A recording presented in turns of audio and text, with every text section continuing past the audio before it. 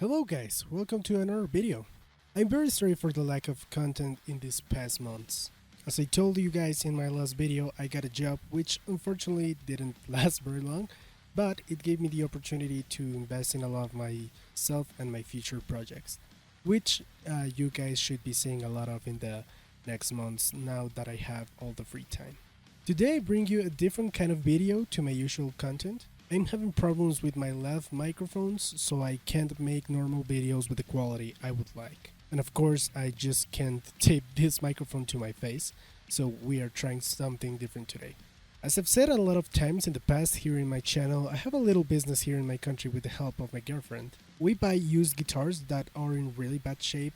That usually means really dirty guitars, very crusty or flat out just unusable due to setup or electronic issues. So we buy them for a low price, I fix them, and we sell them for a profit. We win and the customer wins because here in the used market most people don't even bother to change strings or not even properly dust their guitars.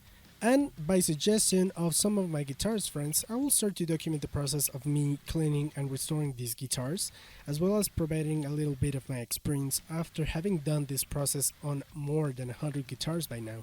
So today we have something that is very plentiful here in Colombia, some would say generic even. Also, just a heads up, most of the guitars you will see in this series won't be of known brands. We mainly deal with the cheaper side of guitars here, and that means Chinese brands that only get sold on Latin America and Asia, so keep that in mind. For example, this guitar in particular is from a brand called Caliber. As you can see, it is an HSS Superstrat shape. But it's not just a copy of the Strat body shape. It has some bevels going on as well as a special design for the neck joint, which is actually very good. But this guitar is very crusty and dirty. The past owner got the guitar but never stuck to it. Sadly, a very common story from the people we buy from. So let's make this thing playable worthy and most of all clean. As you can see, it has a lot of gunk, it has some stickers to it, so I will show the process of removing stickers and how I do it. So I will be narrating the process, so let's jump right into the time lapse. Okay guys, so here we are. First of all, I apologize for the dirty floor. This is not my bedroom, this is the place where I set up the guitars. So yeah, first of all, I'm very sorry for the mess, but you know, it is what it is. As you can see, first, I take off the strings. I don't clip them off when they are in tension. I first, unwind them and then I clip them off, because if they're in full tension and you clip off the strings, you could actually mess up the neck or the bridge or something like that. So yeah, don't do that. Here you can see me struggle a little bit with the strings and getting them out of the tuners, because this person was a mentally ill person that puts the strings more than once on the actual holes of the tuners, as you can see here, more than once in some cases. So yeah, this was just a pain in the ass to get off.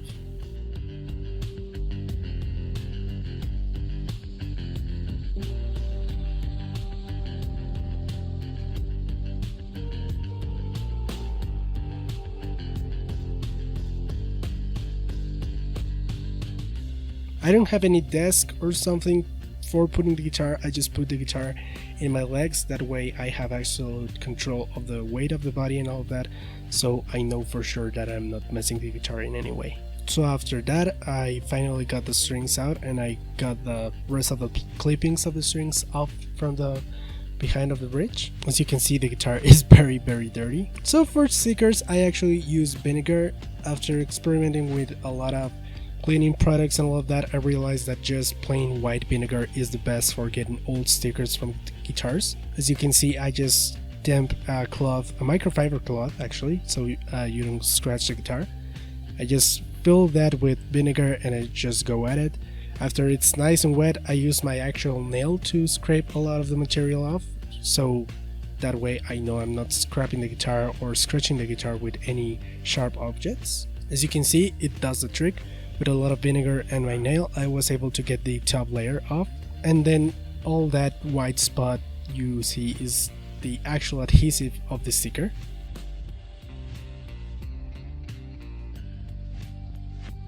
Here you can see a close-up shot of the actual residue of the glue. So after that I use more vinegar and I just go at it with a cloth, using my nail sometimes and just going with the microfiber cloth. Slowly but surely the adhesive just comes off. As you can see, the adhesive is coming off effectively. It just takes a lot of time, just be patient, don't use any sharp objects to scrape the glue or scrape the adhesive because it would damage the finish. So as you can see, slowly but surely the adhesive starts coming off. After the adhesive is removed from the original spot, I just used a little bit of some cleaning products, that is just a general purpose cleaning product, to get the rest of the residue off. And as you can see here guys, in this up close shot, finally all of the residue is removed from the guitar with no scratches, and honestly you can't even tell there was a sticker there before. So yeah, vinegar for getting most of the sticker off, and then you can just use any cleaning product to get rid of the excess. Here you can see me cleaning the general body and the bridge because it was very dirty. I was just going to clean the top of the bridge, but after realizing it was very dirty and some of the saddles were kind of rusty, I just decided to get them all off so I can clean the bridge properly.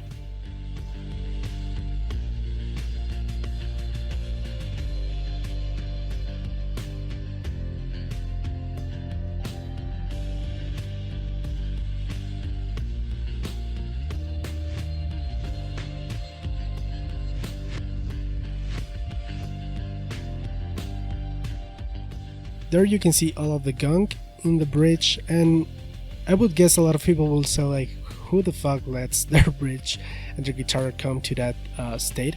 But I bet that a lot of you people, if you take your Strat terms off, like the saddles, and check the guitars, it could be like that. So yeah, just clean properly your guitars please. Here I just cleaned the base of the bridge with a cleaning product, the general cleaning product I used for the rest of the body. And here you can see that I'm also soaking the saddles with white vinegar. White vinegar actually gets rid of the rust and the gunk, so I use that for the bridge saddles, as well as some screws in the bridge pickup that were really rusty. So I also took the time to take the bridge pickup off, including all of the screws, to properly clean them basically. As you can see here up close, the pickup screws are very rusty.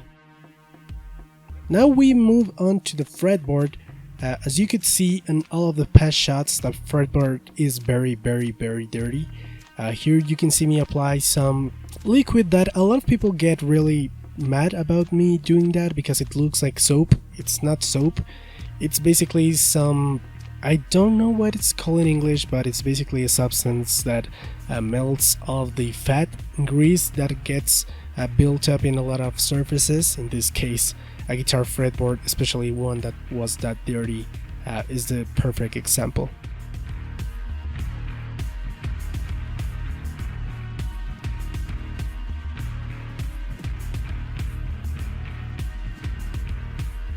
So after cleaning, you can see that that actually made a pretty good job in getting rid of all of that gunk. So yeah, if it works, it works. I've done that on my personal guitars and the woods haven't had any issues, so yeah, I can tell that it's perfectly safe. And here you can see me taping the pickups up for polishing the frets. I use steel wool to polish my frets, so we don't want any wool shavings coming up to the pickups because that would damage them. Possibly it's not a certainty, but it's better to be sure than to be sorry. So I just take that precautionary tape. A lot of people say that I use way too much tape, but it's better to be sure. And as you can see here, I just go at it. I spend a lot of time in the frets, each one till it's very shiny, and then I move on to the rest of the fret. I don't protect the wood because at least with rosewood it doesn't really matter. It actually helps me getting the wood a little bit softer, so yeah, it doesn't matter really. It doesn't take any substantial amount of wood off, or you would be seeing a lot of shavings here in my jeans, which you are not seeing, so yeah. And you can already tell the difference from the frets that have been polished and the ones that have not been polished. Again, a lot of people would say like, oh, who let their guitar come to that state? But I bet a lot of your guitars are in that state, so yeah, please polish the frets.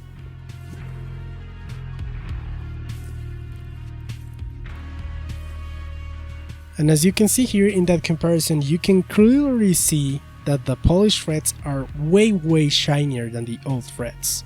I really recommend to everyone to do this after every string change, which can be, you know, months apart, because yeah, the frets just get very dirty after, you know, not that long of a time, especially if you have regular nickel frets. So yeah, I just make sure that every single fret is as shiny as I can possibly get it with the steel wool. You can get it shinier if you use, you know, polishing compounds and, you know, all of that fancy stuff, but you know that my method does the work, and I don't need it to be professional, you know, handmade guitar grade or something like that. So yeah, that does the work, and it gives me pretty good results.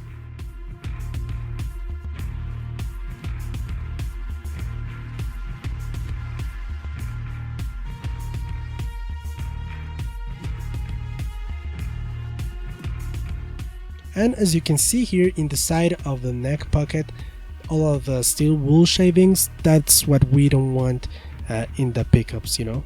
And as you can see here, some of the steel shavings actually got stuck to the neck pickup, but thanks to the tape, they didn't actually get to the pickup.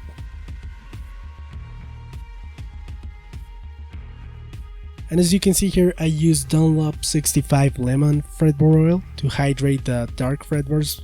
It's just the thing that I think works better. A lot of people have different methods to apply it. I just, you know, put it a little bit on a cloth and run it through every single fret to make sure it is really hydrated. I don't think I use a lot of oil, considering that most of the guitars I get haven't had any oil applied on their entire existence. So yeah, it really doesn't hurt. And I just wipe the excess off the frets. Here you can see how I take off the tape, and I just clean again the body. Again, I just try to clean the body as best as I can because they are very dirty, and as you can see, with a lot of scratches.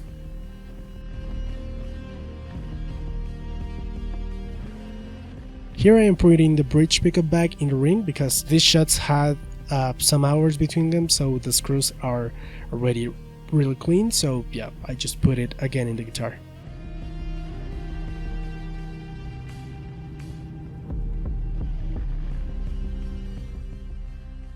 I adjust the screws from the bridge because they were very tall, and it was basically set up to be a floating bridge, which is not a very good idea with these bridges. So yeah, I just set it up to be like a normal trim. And here I am putting back the bridge saddles. These saddles were very tricky. Some of the screws weren't actually catching up you know, to the threads in the actual saddle, so it took some time for me to find out the position that I needed to get the screw, but I got it eventually. And when I put the bridge saddles on, I just put it approximately in the place that I need them to be, and then I do the correct intonation. So yeah, that is not the final position for anyone asking.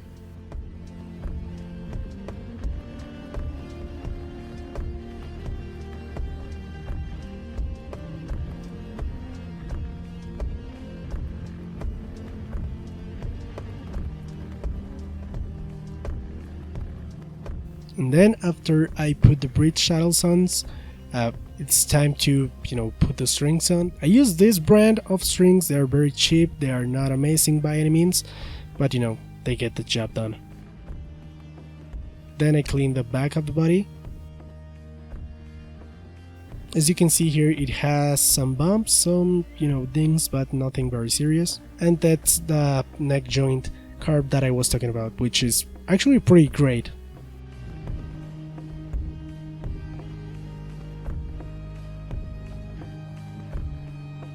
Here you can see that I am already putting the strings on. Obviously I leave the fretboard oil to dry a little bit, so it, you know, actually absorbs the oil. Here the camera ran out of space, so you can see I already have 3 of the strings on.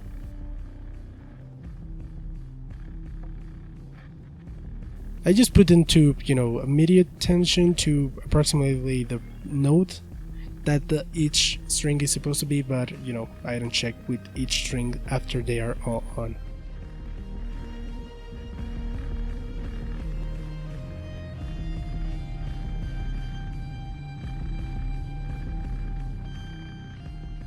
And as you can see here, it's quite the change. Now it's not dirty, the fretboard is actually old, it's smooth, it doesn't have any gunk on it, the frets are actually shiny, they are not scratchy when you bend. The electronics, gladly, they were working perfectly when we got the guitar, so I didn't need to make any adjustments based on that.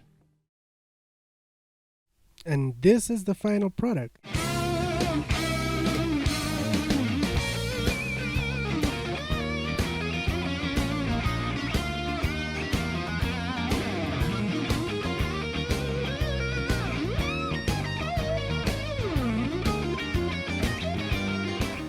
As you can see, the final product is actually very satisfying.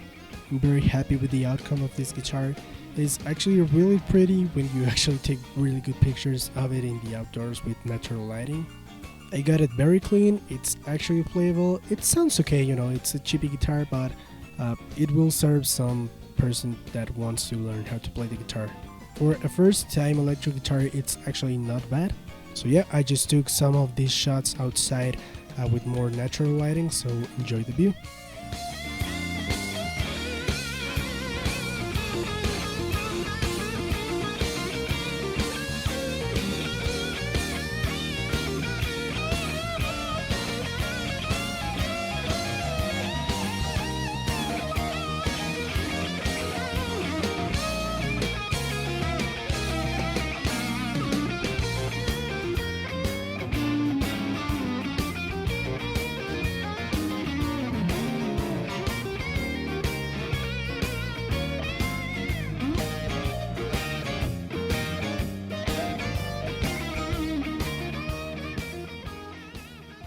So yeah guys, that would be pretty much everything for today's video. If you like this series and this video, please leave me your feedback in the comments if you maybe think something could be improved, which certainly a lot of things about this video could be improved. But in general, do you like this idea? You don't like it? What do you want to see more specifically? Maybe you want me to go slower with the details and some of the process into restorations. This was mainly a cleaning job, but there's actually a lot of guitars that I have to clean, you know, and wire and fix a lot of things. So if you like this series of videos, you will see a lot of that in the future. As I tell you guys, now I'm out of a formal job again, so I will be devoting all of my time to guitars. So probably you will be seeing a lot of guitar content related here in the future. So if you like this video, please leave your like down below, that will help me immensely. If you like this specific video, I invite you to take a peek into my channel, and if you like any of my other videos, please subscribe. You should be seeing a lot of content in the following weeks. Not just restorations and cleaning videos, but also normal reviews. Thanks for watching this video, and I hope to see you in the next one. Bye!